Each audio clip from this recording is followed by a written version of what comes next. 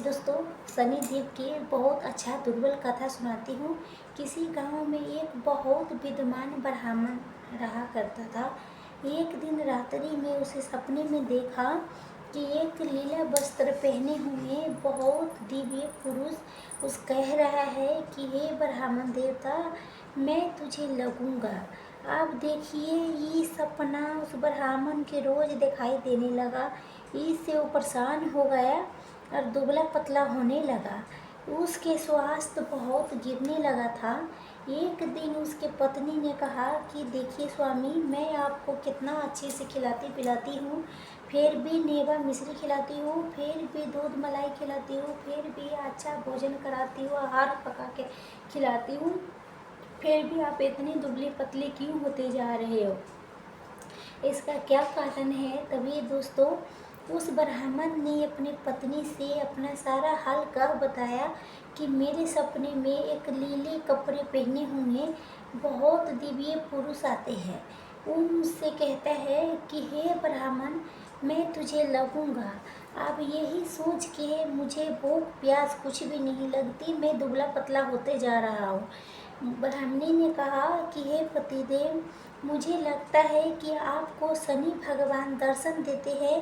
आपके ऊपर शनि की दशा शुरू होने वाली है, इसलिए आपको सचेत करते हैं शनिदेव। अवश्य शनि महाराज है, आपकी बार जब देखें तो आप उनसे कहिएगा कि आप मुझे सिर्फ सवा पहरे लगना। तभी दोस्तों, उसी दिन जब रात्रि होती है तब ब्राह्मण फिर सोता है। फिर उसके सपने में शनि भगवान दर्शन देते हैं और कहते हैं कि हे ब्राह्मण, आज मैं तुम्हें लगूंगा।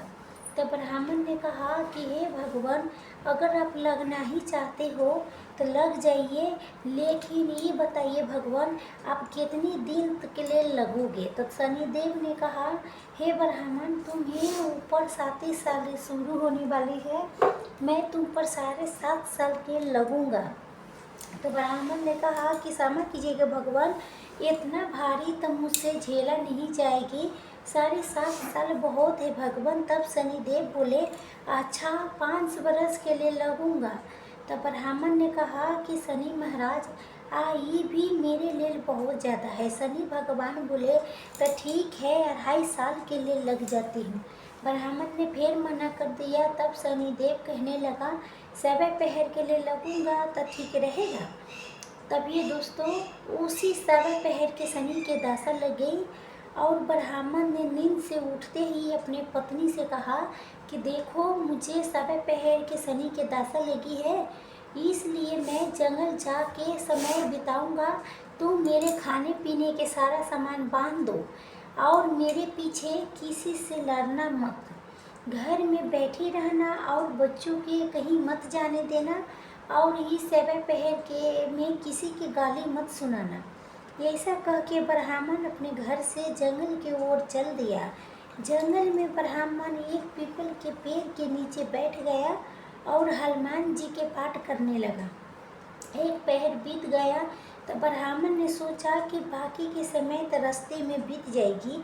सुबह वहाँ से चल दिया और रास्ते में चलते हुए उसके सब्जी मंडी दिखाई दी। उसने सब्जी मंडी में से एक बड़ा सा कद्दू खरीदा। कद्दू खरीद के अपना चादर में लपेट के वहाँ से चल दिया। तभी रास्ते में शनि महाराज एक साधु के भेष बदल के उसके पास आते हैं और कहते हैं, तुम्हारे चादर में क्या है? ब्राह्मण ने कहा कि हे साधु महाराज, मेरे इस चादर में कद्दू है, इस चादर में तो कुछ नहीं है। अच्छा कद्दू है तो दिखाओ। अपना चादर खोल के दिखाया। तभी आश्चर्यचकित उसमें उस राजा के बेटे ही के कटा हुआ सर था। ये देखते देखते साधु महाराज जो शनिदेव थे, वो ब्राह्मण को लेके राज दरबार में पहुंच गए और राजा से कहने लगा कि महाराज, ये देखिए, ये दुष्ट दरियाचारी आपके पुत्र की हत्या करके उसके सर के काट के अपना चादर में लेके घूम रहा है, इसे आप दंड दीजिए। तभी दोस्तों, राजा ने जब सुना कि उस ब्राह्मण ने उसके पुत्र की मार दिया है, राजकुमार को हत्या कर दिया है, तब राजा बहुत क्रोध हो गया। फिर उसने कहा कि मुझे मत दिखाओ, मुझसे ये सब कुछ देखा नहीं जाएगा। हे सैनिकों, तुम इस तुरंत ले जाओ ब्राह्मण को, इसके सूली पर चढ़ा दो। जब नगर में समाचार सब तरफ फैल गया कि राजा के पुत्र के सिर कट चुका है, एक ब्राह्मण ने उसकी हत्या कर दिया है, तो नगर में हाहाकार मच गया और उस ब्राह्मण को सैनिक सूली पर चढ़ाने के लिए ले गया। जब फांसी पर चढ़ाने वाले थे, तभी जैसा कि नियम होता है कि मरने वाले से अंतिम इच्छा पूछी जाती है, तभी उसने सैनिकों ने भी ब्राह्मण के अंतिम इच्छा पूछा।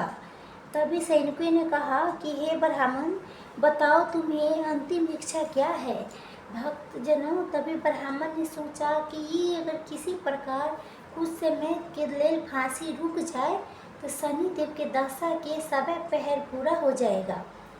ये सोच के उसने कहा कि भाई, मैं बचपन से नित्य बालाजी की कथा कहता सुनता हूँ, तो आपको आज मरने से पहले भी अंतिम बार मुझे कथा कह लेने दो। अब क्या था, फांसी देने वाले सैनिकों ने उसकी आखिरी इच्छा पूर्ण होने तक फांसी के रोक दिया गया। कहानी कहते कहते समय पहर पूरा हो गया, शनिदेव के दशा खत्म हो गया।